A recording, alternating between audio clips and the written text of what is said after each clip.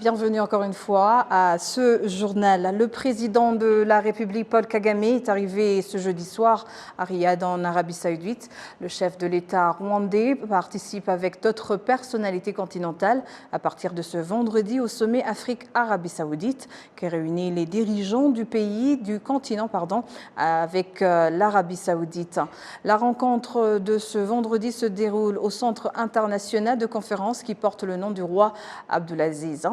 Les discussions entre les dirigeants africains et les autorités saoudiennes porteront sur le soutien à une action commune, le renforcement de la coordination politique, la facilitation de la transformation économique par la recherche et le développement local de nouvelles solutions énergétiques tout en renforçant la coopération intersectorielle en matière d'investissement. Ce sommet vise à renforcer la coopération politique entre les deux parties, à résoudre les problèmes de sécurité dans la région et à promouvoir l'économie et les investissements. Le chef d'état-major général des forces armées du Burkina Faso apprécie la contribution des forces rwandaises de défense dans la reconstruction du Rwanda, environ 30 ans après le génocide contre les Tutsis au Rwanda. Indication faite à Kigali ce vendredi à l'occasion d'une visite de 3 jours qu'il effectue au Rwanda. Les détails avec Jean Damascène Manchim.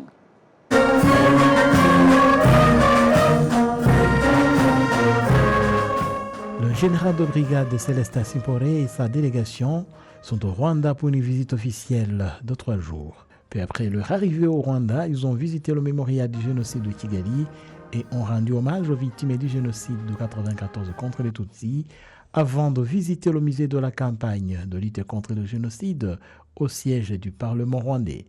Le général burkinabé a loué les efforts de reconstruction du Rwanda avec en tête les forces rwandaises de défense. C'est un réel plaisir pour moi de fouler le sol rwandais depuis hier matin. C'est un pays que j'admire beaucoup. C'est un pays qui a montré aux Africains que tout est possible. Nous pouvons assurer notre sécurité nous-mêmes. Nous pouvons accéder au développement socio-économique pour le bonheur de nos populations nous-mêmes, à partir des ressources que nous avons et à partir du potentiel humain dont nous disposons.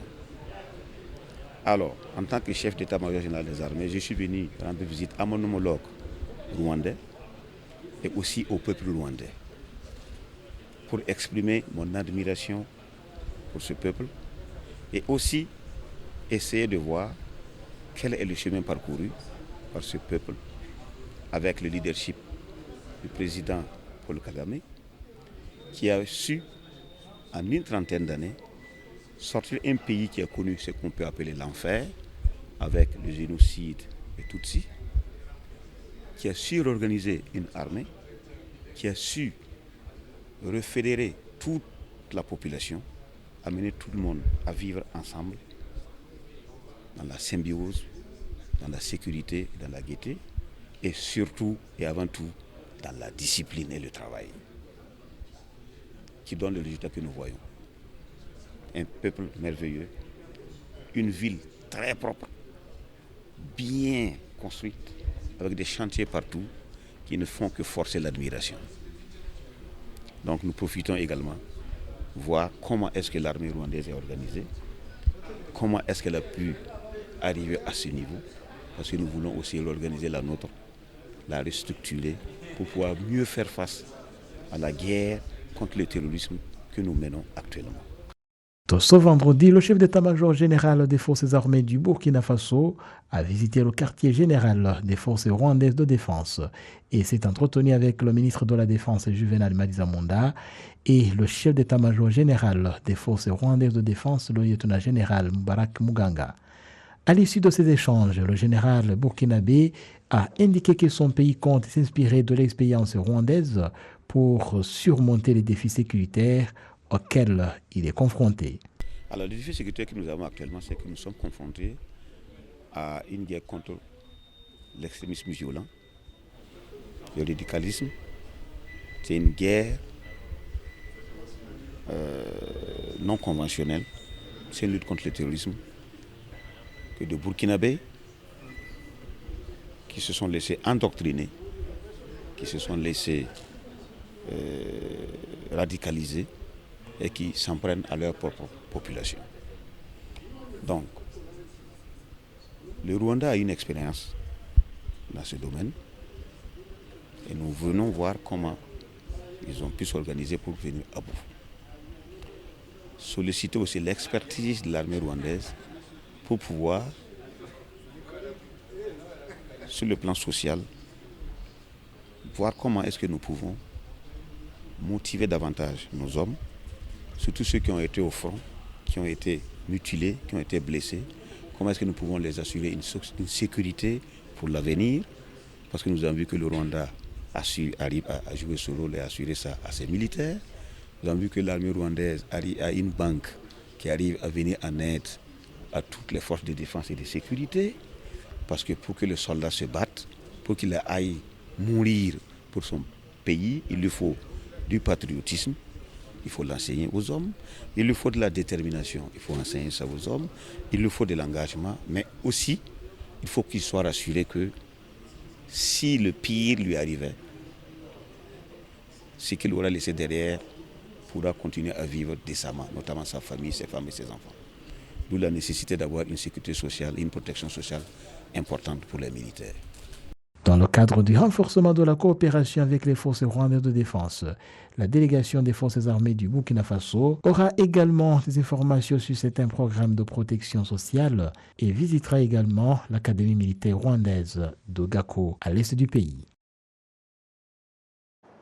Le Forum des partis politiques au Rwanda indique que ce forum ainsi que ses membres jouent un rôle important en termes d'unité et coopération des Rwandais pour le développement du pays. Ils l'ont montré lors d'une discussion qui a rassemblé les membres de ce forum pour discuter autour de l'établissement de l'harmonie et de la paix après le génocide perpétré contre les Tutsis en 1994. Au début de ces discussions, le porte-parole du Forum des partis politiques, honorable Nizeyima Napi, a demandé aux jeunes participants de suivre et de comprendre les principes de la démocratie que les Rwandais ont choisis afin de se préparer au leadership ayant une pleine conscience de la responsabilité relative. Il a également souligné que ce forum a accueilli des participants de différents pays venus en voyage d'études antérieurement, où ils exprimaient respectivement leur appréciation pour la coopération des partis politiques du Rwanda dans la construction d'un pays sans conflit. Le Forum des partis politiques au Rwanda contribue largement au développement du pays. Poursuite à la cour d'assises de Bruxelles du procès Séraphin Twahirwa et Pierre Bassabose, poursuivis pour génocide commis contre les Tutsis au Rwanda. Après plus d'un mois d'absence pour raison de santé, Bassabose est apparu au tribunal ce jeudi. Les détails avec Jean-Damascène Manichim. Âgé de 75 ans, aujourd'hui, Bassabose fut membre de la garde présidentielle de l'ancien président Juvenal Habyarimana. Il figure parmi les grands actionnaires de la tristement célèbre radio-télévision libre des Mille Collines, RTLM, puisqu'il est le deuxième après le président Habyarimana à avoir donné beaucoup d'argent à la fondation de cette radio. Pour rappel, la radio RTLM a largement contribué à diffuser des messages de haine et des citations à la violence au massacre des Tutsis avant et pendant le génocide.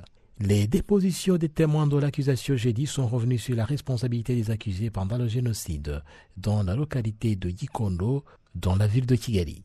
C'est l'exemple d'une dame de 51 ans qui a indiqué à la cour que bien avant le génocide des Tutsis en 1994, Séraphin Twahirwa et les miliciens Interahamwe qui les dirigeaient procédaient aux persécutions des Tutsis, aux arrestations arbitraires, aux massacres et aux tortures des Tutsis, ce qui s'est aggravé dès le début du génocide.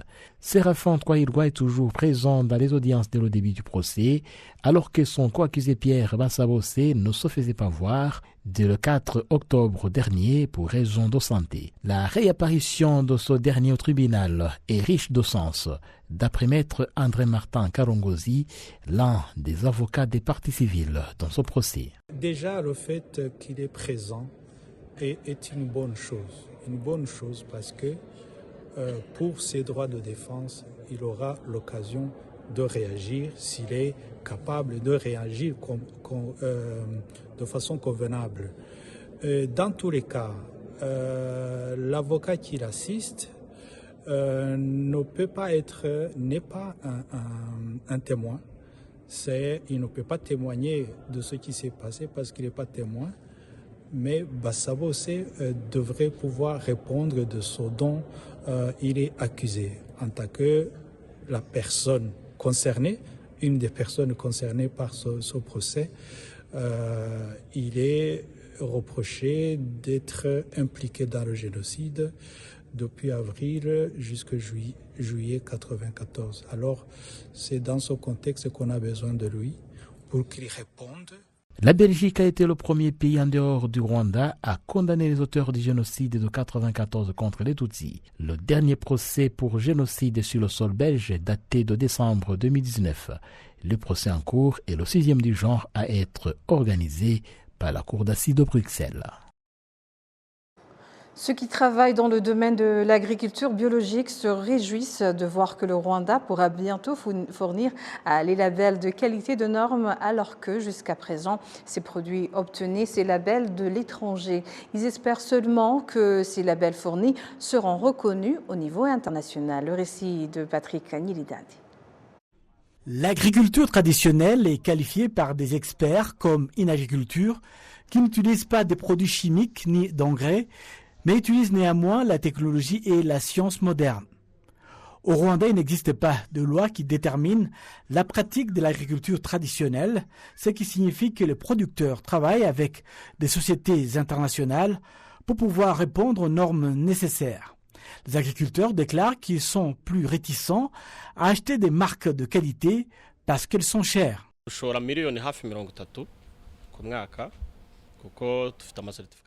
Nous investissons près de 30 millions de francs rwandais chaque année et nous disposons également de divers certificats dont la culture du café.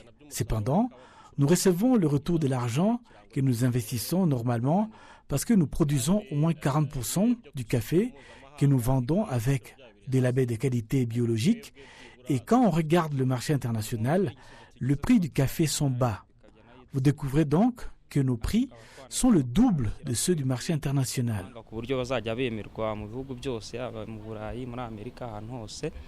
Les coopératives des producteurs de café, de thé et d'ananas travaillent aujourd'hui souvent avec des entreprises agricoles internationales. Les entreprises et les industries qui ont besoin de ces produits envoient des techniciens pour surveiller jour après jour les travaux agricoles jusqu'à ce que ce produit soit disponible. La responsable du mouvement rwandais de l'agriculture biologique, Alice Chantal Doussabé, insiste sur le fait que l'introduction des labels de qualité dans le pays augmenterait le nombre d'agriculteurs biologiques. Dans notre politique agricole, il n'y a pas suffisamment de pratiques agricoles originales, pas même dans les écoles. Un autre problème est qu'il n'y ait pas assez de recherches pour démontrer que certaines pratiques agricoles peuvent nourrir les citoyens. Il y a aussi le fait que certains agriculteurs manquent encore de connaissances pour répondre aux exigences du marché. Voilà quelques-uns des problèmes auxquels nous sommes confrontés.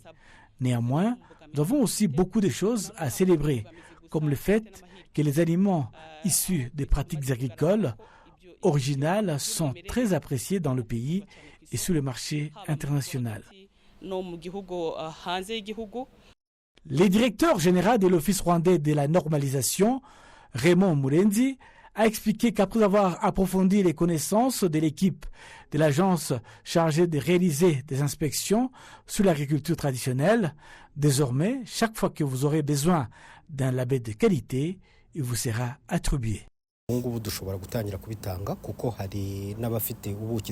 Actuellement, nous sommes en mesure de délivrer des labels car il y a ceux qui produisent du miel que nous avons certifié. Il est évident qu'il y en a d'autres qui recherchent ce service. Nous sommes donc ici pour informer le public que les services sont disponibles et sont fournis par RSB. Il y a de l'espoir qu'il y ait une croissance car divers hôtels et supermarchés nous demandent de tels services. La confiance entre les agriculteurs et les acheteurs doit être instaurée et les responsables gouvernementaux ont un rôle à jouer à cet égard. 2130 hectares, soit 0,1% de toutes les terres cultivables au Rwanda, sont utilisées pour l'agriculture primaire et les produits sont exportés. L'introduction des labels de qualité au Rwanda peut augmenter le nombre d'investisseurs dans cette agriculture et ces produits peuvent être trouvés à l'intérieur même du pays.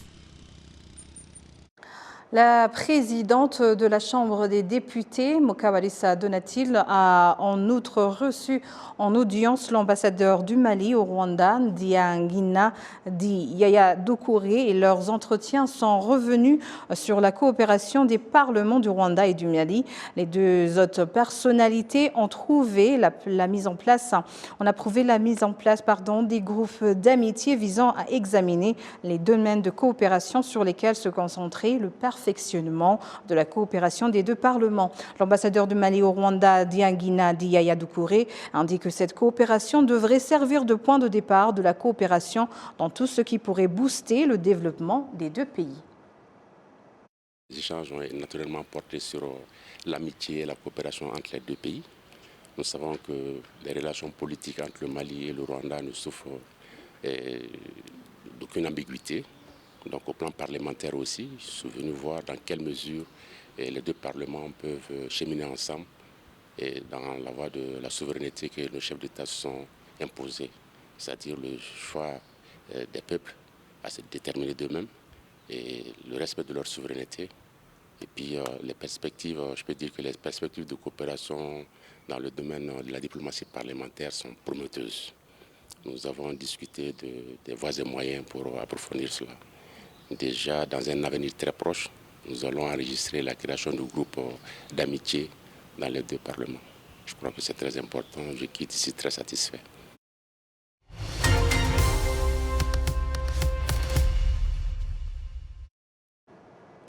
À présent, nous avons l'immense plaisir d'accueillir dans nos studios le comédien Jean-Bertrand. Il a causé du nom de scène Barrette. Il est humoriste, il est artiste. Jusqu'à maintenant, il a convaincu plusieurs fans du rire par ses talents humoristiques. Bienvenue Barrette. Merci. Vous allez bien ?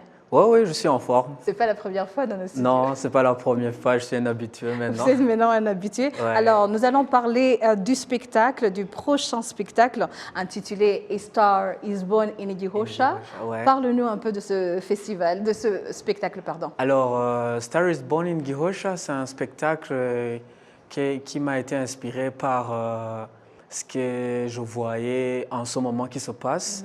Dans le spectacle, je parle de migration, des mouvements des gens qui vont habiter ailleurs, des jeunes qui veulent aller en Europe, et aussi des Européens qui veulent venir habiter ici en Afrique. Et je l'ai appelé A Star is Born parce que j'étais inspiré par un film que tout le monde connaît de Bradley Cooper et Lady Gaga qui s'appelle A Star is Born. Et j'ai mis Gihosha parce que Gihosha, c'est là où je suis né, c'est un quartier à Bujumbura. Donc, c'est pour dire que on peut être une étoile. A Star is Born, ce n'est pas un star, une célébrité, mais c'est une étoile de l'Afrique. D'accord. Et comme dans le spectacle, je parle de mes histoires. Bon, ce n'est pas mes histoires forcément, mais je les mets sur moi.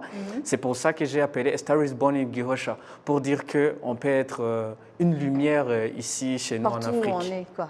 Ouais. Alors, nous allons regarder un petit extrait, justement, du spectacle où tu parles de Gihosha. Tu es né à Gihosha, tu as une copine de Gihosha. Regardons un petit extrait. Les potes d'abord, allez, check toi aussi, maman. Yes, bonsoir, vous allez bien? Waouh, je suis très content d'être ici devant vous. Bah, moi je m'appelle Barrette. Je suis un jeune comédien de 28 ans. Et est-ce que dans la salle, il y a des Rwandais? Oui.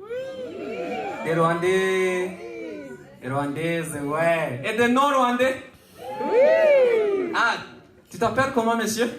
Ton nom? Mais Olivier, c'est pas un non-Rwandais?